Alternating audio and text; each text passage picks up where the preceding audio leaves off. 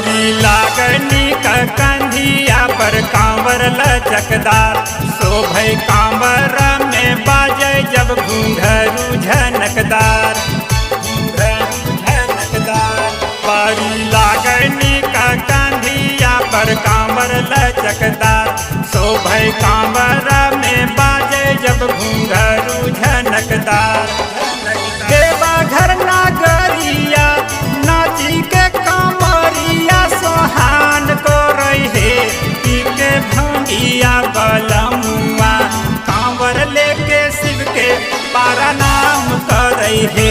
पी के भंगिया बलमुआ कांवर लेके शिव के पारा नाम करे है।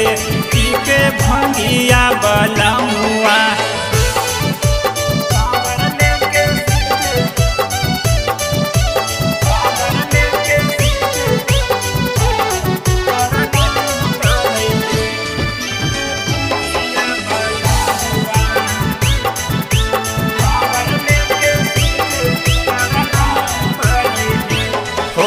रहिया में जहाँ पर थकान महसूस, ताने गांजा भरल चीलम पी के भांग वाला जूस।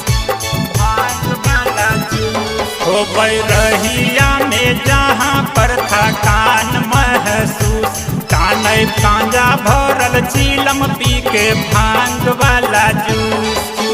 थके जहाँ गोरबा वहीं पर राम को रहे, पी के भंगिया बलमुआ कांवर लेके शिव के पारा नाम करे है।